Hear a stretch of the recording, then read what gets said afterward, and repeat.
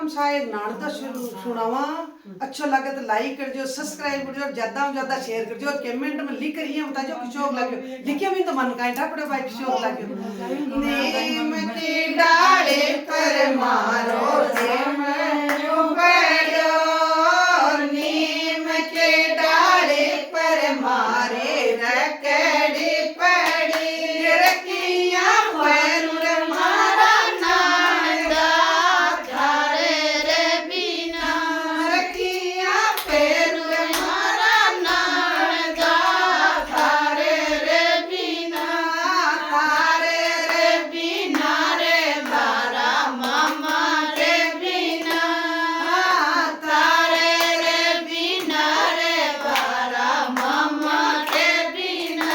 रे पटड़ी पड़गी रे मारा नानदा तारे रे बिना रे पतड़ी पड़गी रे मारा नानदा तारे रे बिना नीम की डाले पर मारे चूनड़ पड़ी नीम की डाली पर मारे चूनड़ पड़ी रखिया गोडुर मारा नानदा थारे रे बिना रखिया गोडुर मारा नानदा थारे रे बिना रे बारा मामा रे बिना रे पतड़ी पड़गी रे मारा नानदा थारे रे बिना रे पतड़ी पड़गी रे मारा नानदा थारे रे बिना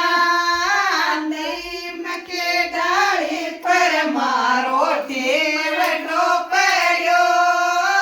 नीम के डाली पर मारो टेवटो पड़ो रखिया बेड़ुर मारा नानदा थारे रे बिना रखिया बेड़ुर मारा नानदा थारे रे बिना रे बारा मामा रे बिना पतली पड़गी रे मारा नानदा थारे रे बिना नीम के डाले पर मारो चूड़े लो पड़ो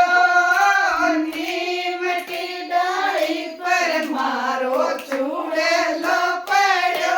रखिया बेनुर मारा नानदा